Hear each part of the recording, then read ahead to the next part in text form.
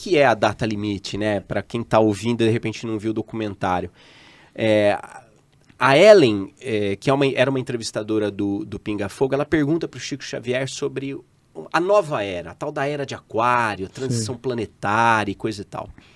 E o Chico começa a falar que há um certo condicionamento para a humanidade chegar nessa era. E esse condicionamento teria sido um prazo de 50 anos, dado a partir da chegada do homem à Lua. A partir da chegada do homem à Lua, esse foi considerado um feito científico pela alta espiritualidade que gerencia o planeta Terra. Então eles falaram, cara, vamos ver, daqui para 50 anos, esses caras não vão se matar numa guerra nuclear.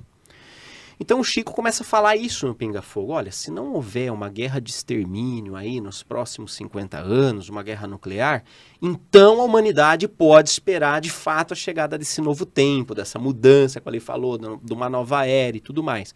Mas ele condiciona bem a questão nuclear. E a questão nuclear chamou atenção, porque eu fui fazer pesquisa para o documentário, depois para o livro, né?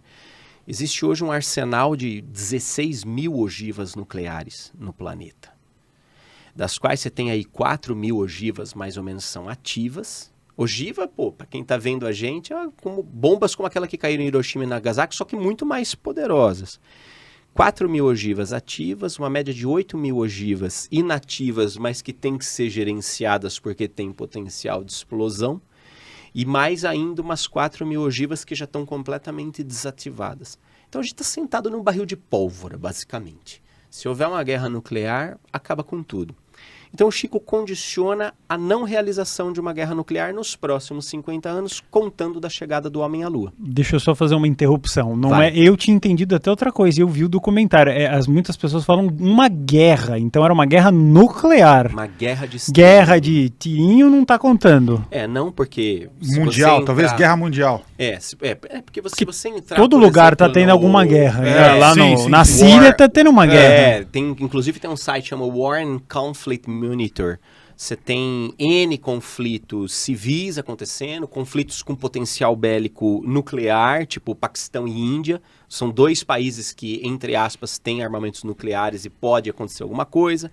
Você tem guerras que são guerras civis, mas que são monitoradas. Isso tá tranquilo. Então tudo tá rolando. A questão seria a detonação de uma bomba nuclear. Kim Jong sumiu, né? Não sei se vocês repararam. Um cara gordinho, era totalmente... Era a febre de 2018, era Kim Jong. E eu lembro até que eu particularmente olhei e falei, cara, alguém da chefia pôs o dedo, né? Porque 2018 o Prêmio Nobel da Paz foi uma mulher de uma ONG pró-desarmamento nuclear e ela metia o dedo na cara do Trump e do Kim Jong sem medo. Ela falava, vocês são 2 moleques pequenos e tal. Eu falei, cara, essa mulher... E ela ganhou o Prêmio Nobel da Paz. Eu falei, cara, essa mulher é foda. E depois disso ela sumiu, né? Então a gente não pode, né, no caso da profecia, uma guerra nuclear. Isso fique bem claro para falar, porque um monte de gente fala, teve guerra e não sei o quê. Eu ouvi muito isso. Até eu, na minha ignorância, pensava, já teve a guerra, isso aí já foi por água abaixo. No Pinga Fogo ele cita o termo guerra de extermínio. E o Chico ele tinha um esquema de círculos, né? Então uma coisa era o Chico para o grande público, para 10, 20 mil pessoas que iam lá para pegar R$5 uma cesta básica na porta da casa dele. Outra coisa era o Chico Xavier para o pessoal que estudava. Outra coisa era o Chico Xavier com o núcleo de mediunidade dele. Outra era com os amigos próximos. Então eu conheci muito Geraldo Lemos, né? Conheço muito Geraldo Lemos, que é amigo próximo. John Harley, amigo próximo. Caras que frequentavam a casa de Chico Xavier, para quem ele detalhava muito as coisas. Então essa guerra teria que ser uma guerra nuclear.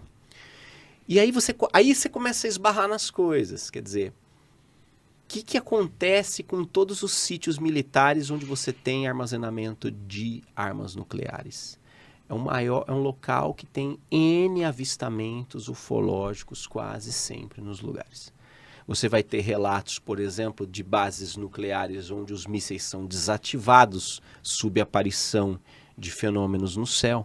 Agora, claro, o Exército não vai divulgar uma coisa dessa. Como é que o Exército vai dizer assim, olha, nós temos aí um orçamento de defesa de $1 trilhão, mas apareceu um troço flutuando aqui a nossa base que desativou todos os nossos botões e a gente não sabe o que é, né? Os ETs provavelmente tinham interesse nas armas nucleares, é isso que se imagina. Na contenção do uso das armas nucleares.